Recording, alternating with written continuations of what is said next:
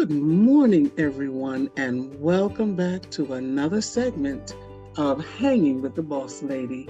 I am your host, the Boss Lady herself, Cheryl Jones, aka that little old country girl, and I am delighted to have you as a friend to talk to this morning. I hope you're doing well. I pray that everyone is doing fine, and I am doing wonderful. Thank you so much for asking. So we're going to get ready for a wonderful show. And boy, do I have a great show for you today. I actually have a wonderful guest that I want you to meet, my friends. So hang on. We're going to get ready for another Hanging with the Boss Lady.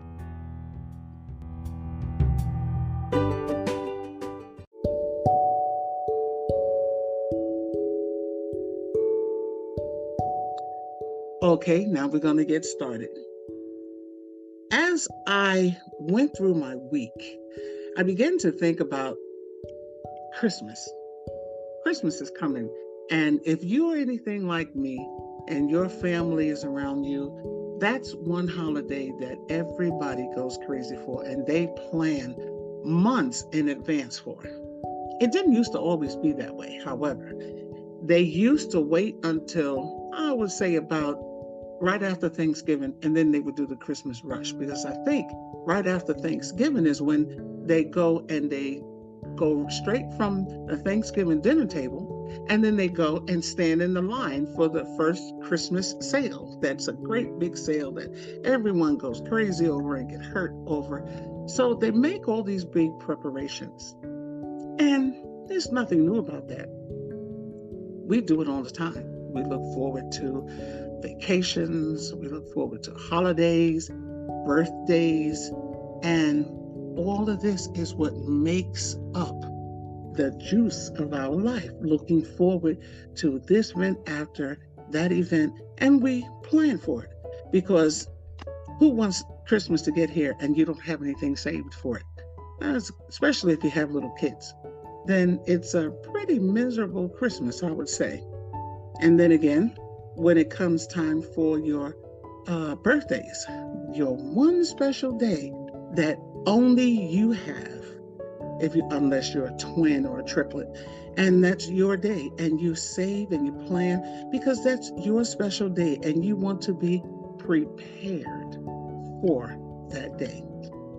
And then there's that great big event. Let's say it's your wedding day. You met someone and you've been planning for years that when you find this special someone and you give your heart to them, you want this fairy tale dream wedding where it might be a destination wedding, it could be a close to home wedding, it could be just a little trip to the justice of the peace, but it is still something that you are prepared for. And the key word here, my friend, is prepared. We always want to be prepared. We don't like to get caught off guard. But if you noticed, all the things that I talked about for preparation are things that we ourselves indulge in and enjoy. But there's another preparation that I want to talk to you about today. And that is where I have my very special friend, and her name is Valerie Wynter. She's actually a very good friend of mine. We used to work together many years ago when we were still on the workforce. We are happily retired now, thank God. And she is someone who is seasoned and very knowledgeable in the area of preparation of a different type. Let me tell you a little bit about her before she begins to talk.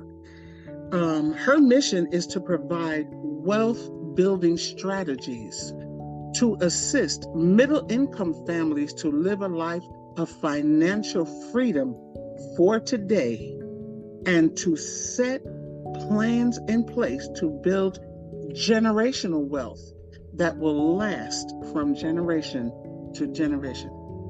Now, how awesome does that sound? So I want to introduce to you my dear friend, Valerie Wynter. Hello, Miss Wynter.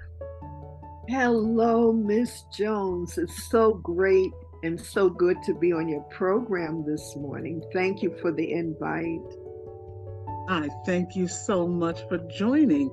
And I love the fact that when you talk about in your description of what it is that you do, the part that really reached out and grabbed me was the building of the generational wealth that will last from generation to generation. So before I step back and let you talk about what it is you do, tell us quickly where you talking from? Okay, great, great, great. Well, I am talking today from my home office in New York. Mm, Um, I like what I do now because I get to work my business ministry from my home as well as other locations. And wonderful. yeah, She's talking to us from the Big Apple. yes. And I too, I too used to live in the Big Apple, and I live now in the clay hills of North Kakalaki, North Carolina, and it's fine. All right, Miss Winter, what I'm going to do is I would like for you to talk to our friends and tell them the importance of what it is that you do and what you provide. Great, great, great, Miss Jones. What I do is that I educate families and individuals about, as you say, preparing for the unexpected, preparing for future generations, and preparing for the now. And one of the things that I would like to speak about today, and I was listening to what you said about how people prepare for weddings, they prepare for vacations, and various other things, Christmas, the holidays, they're all excited. But what about that future? Mm, Sometimes, even during the holidays, Miss Jones, people spend resources that they don't really have, that they can't afford to spend. And that's another lesson I'd like to come back and share on how they can get their resources in order so that they can buy when they want to. But what I'm talking about today is something that a lot of times people like to put on the back burner. They don't like to prepare for this. And that is the fact that of their demise, they're transitioning from this life into a next, and what happens to the loved ones that they leave behind. mm, So, one thing, I'm going to bring out a few points today. And one thing that happens in that type of crisis is that someone is going to be hurt financially by their loss. Because in this era of two income families, the loss of an income can greatly impact a spouse or partner, and even greater, put them in a greater hardship, financial hardship, than they anticipated. So that is one of the problems that we see today in the world with people. As I say, they're preparing for everything else and not preparing for that time and that future.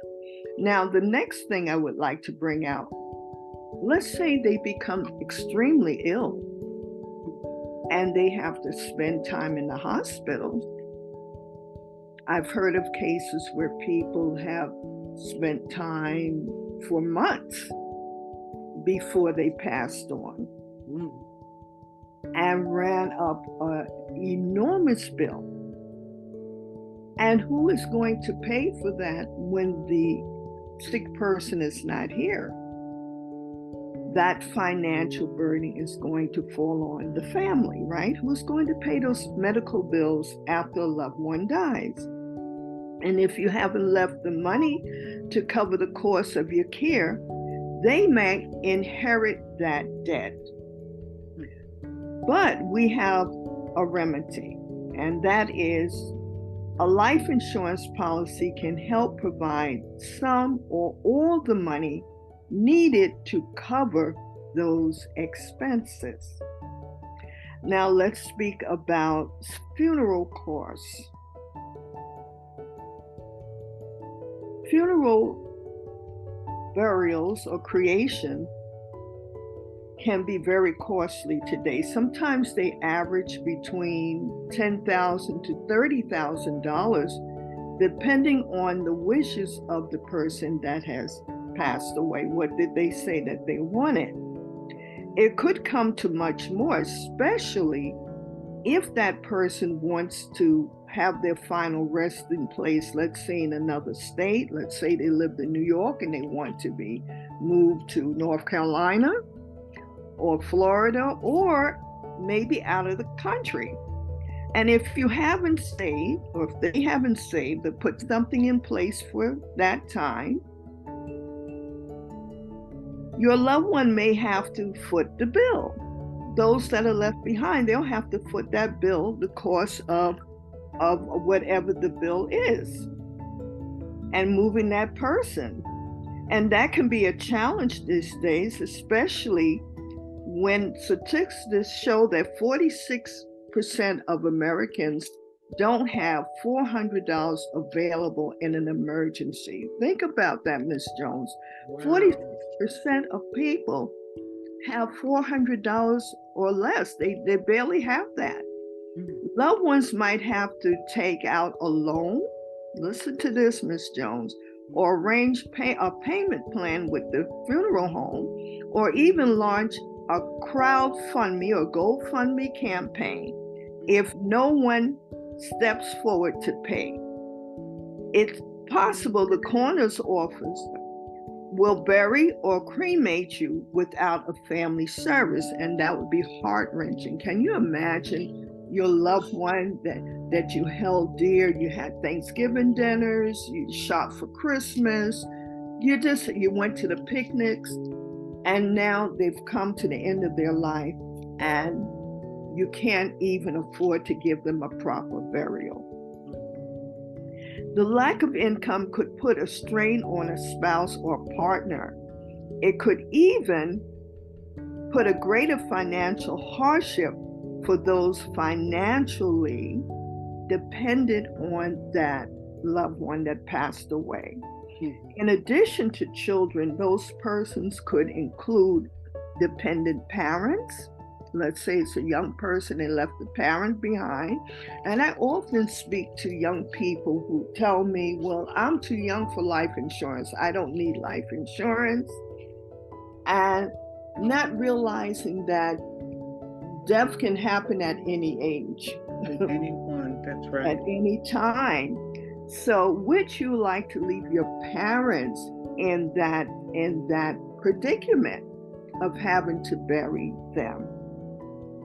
If no one steps forward, then we know that the coroner would take care of them, right?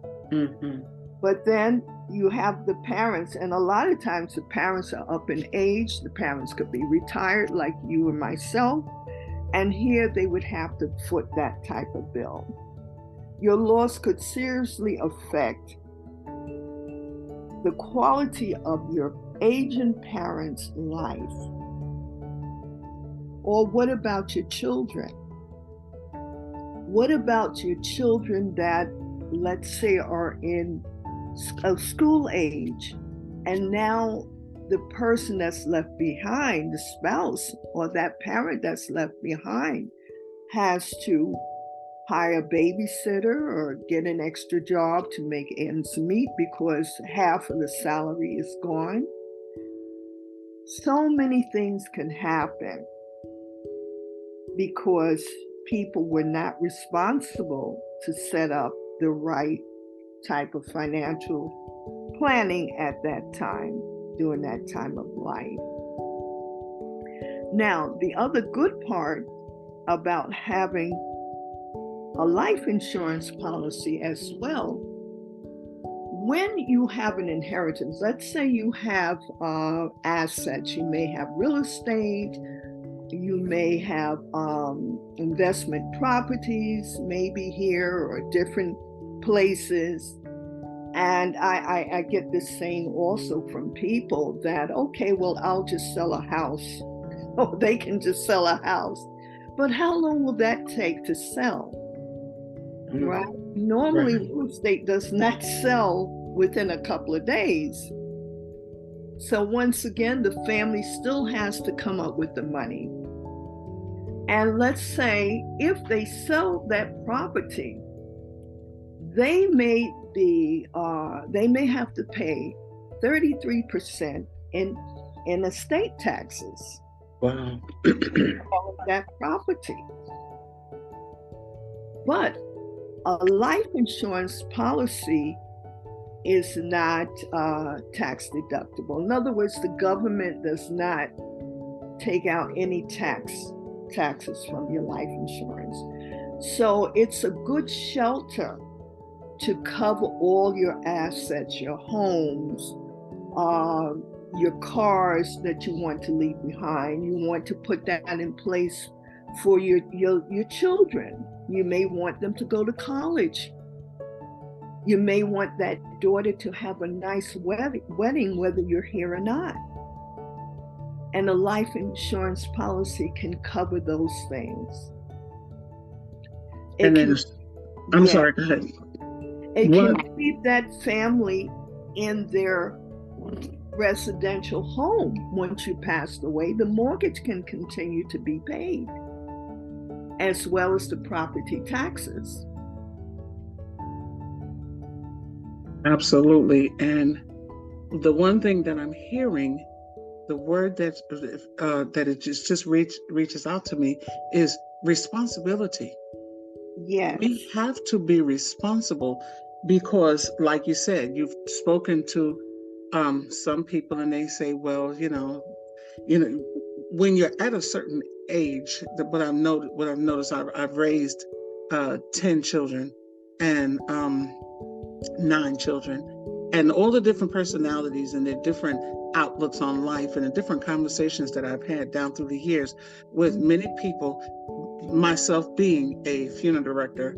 I've talked to many family members, and people have the mindset that nothing's going to happen to me. I'm going to be fine.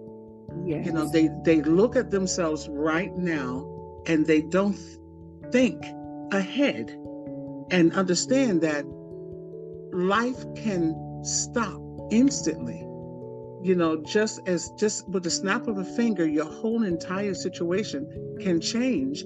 And we must be responsible enough to look into the future and plan for this so that our families, whether it's the children that's still in school or our elderly parents or our partner, is saddled with the difficult burden of taking care of us after we have transitioned from this life. And I just absolutely love the points that you're making. Yes, that is so true. And I can say it hit home for me last year. I had a couple of brothers, but this particular brother was in the military. He also worked for the city, for the fire department. And he called me one day and he said, Valerie, I don't have any life insurance. I thought I had it in place, but I don't have any. So I said, oh, great. Let's sit down and let's get this taken care of so we can get you covered. And he was working so much. He was working a lot of overtime and he really didn't make time to do it. I finally, one night, I got him to at least make the attempt for me to put the application in. So I put the application in for him, and then he didn't like the price or different things. Long story short, he did not complete the process. He went on vacation, and afterwards I heard from his friends that he looked well, he was losing weight, he was thinking about retiring. And then my niece went to his house one weekend, and she found him dead in bed. Oh, so sorry. He just, it was unexpected. Now, having that problem, thank God he worked for the fire department. They showed us how to cut costs and everything, so that made the funeral a little less. But he didn't have life insurance in place, and he thought he had it. But he didn't get the chance to put it in place. So that's just one story. And then I have other stories that people will call me after the fact, Ms. Jones, and look for me to do something. When I'm calling them and explaining, let's get this done, let's get this done, and they're putting it off. Mm-hmm. But it's so sad, and it hurts my heart, because now I'm in a position where I can't do anything to help them because it's too late. So, as you said, we can't put off today for tomorrow what we should do today, because we don't know what tomorrow holds. So it is so true. And for all my friends that's out there listening, understand this. It is so important for us to know that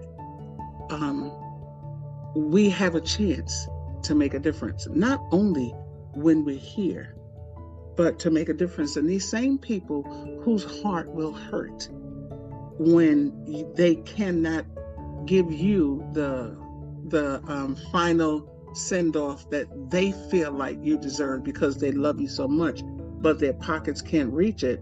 You yourself has to use that feeling right now and say, I love them too much for me to not be here to help them with this. Because a lot of us, especially people like myself, I'm the one that everybody comes to in the family. Since my parents passed, I'm the next one that, everyone looks to for advice, looks to for, support and everything. So I have to make sure that whenever anything goes wrong, they call me and I'll say, okay, we need to get together. We need to do this. We need to do that. But when I'm not here, who's going to be the one? Exactly. So I have to make sure that they are not so burdened with the fact that they can't do what needs to be done for me, because number one, they're too grief-stricken, and number two, I did not have the foresight and the consideration and the responsibility enough to do what needs to be done. So that's how we have to look at this, my friend. And like Mrs. Wynter said, there's a lot of stories that we could tell.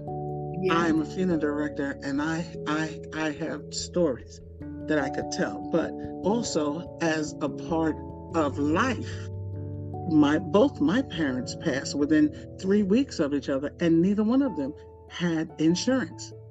And my house I had just lost the entire roof of my house from an electrical fire, and I had 5 foster children.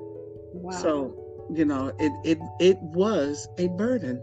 Yes. So, in situations like that, and I had talked to Miss Wynter because I know that I have to do this. And one of the things that she talked about, and I want her to elaborate on this, is even if you don't have the insurance policy, there is another form of saving. Would you share that with them, Miss Wynter? Sure. I'm going to share a couple of them for you. One is there, which is called annuity with a death benefit. And that's where you can put a lump sum of money it's also a good retirement plan, because you put a lump sum of money. It goes into, and it's an insurance product, but it will pay you for the rest of your life as long as you are living, and then it has a death benefit for your beneficiaries. So that could be a good option for people. Let's say that they've come into a little money, they want to put some aside to put in a certain amount, and then to live, get a monthly income from that, and then your heirs would have that also. And then we have other investment products that, if that's a little too costly, you can put in a certain amount of money that fits your budget, and it can grow rapidly. So at least you have something in place. If let's say if you have any medical conditions, because unfortunately, the older that people get, the more medical conditions that they can have, unfortunately, and they may not be insurable. So you have to have other means to put in place as well. So, but this is why I encourage the younger people, while you're in good health, get yourself covered. It's more affordable, and you can get more of the insurance because of your health status. And for those that have had the fortune and the blessings and the grace of God to live to their senior years, if you're not covered, there are still other options that you can do to help with your transition if and when that time comes. Because, speaking frankly and truthfully and honestly, we all have to leave this life one day. Right. And what we have to do is we have to not only keep our soul right, not only get ourselves right to meet the Father when we have to stand before that great judgment throne, but we have to make sure that our loved ones are able to survive our transitioning, not just with their spirit and heart, but also with financially. And we have the power to do that. But what I'm going to say is we're going to get ready to close out this segment. But if you have any more questions that you would like answered, she's going to give you ways to contact her so that you can ask her any questions, anything you need to know. Don't be afraid to ask, and she will take her time and explain it to you and to help you get you on the right path. Every time you put your foot on that gas pedal, when you stick your key in that car and you go out and you say, I'm just going to go to the store and back. I'm just going to go to the bank and back. I just got to run over here to see my friends. You never know if you're going to get into a collision or an accident. And if you do not have insurance, you have a big problem on your hands. It's not something that you expect. We are not expecting to wake up unalived, but it's a possibility. Okay, so what we have to do is we have to be responsible, and we have to prepare, just like for that wedding, that vacation, and just like for Christmas, which is just a couple of months away. November starts tomorrow. And for those of you that have been enjoying my podcast, I do accept Christmas presents. But seriously, she's going to give you some contact information that you can reach her. Miss Wynter? Yes. They can contact me at 516-906-7326.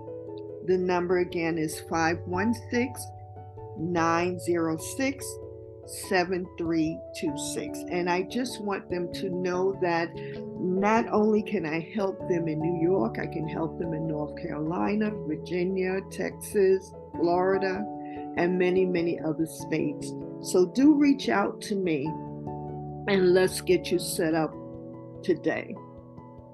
Wonderful. Thank you, Ms. Jones. You're quite welcome. Thank you so much for taking the time. And I hope that this helped someone out. And listen, we are your friends, and we just want the absolute best for you. And it may seem gory. A lot of people don't like to think about death, but death is a part of life. So we want to be prepared for all of it. So that's going to be all that we have for today.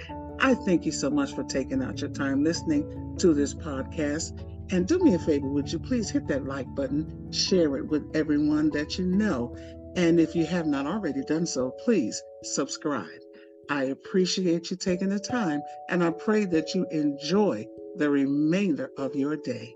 And until we meet again, may the Lord God bless you real good. Boss Lady out.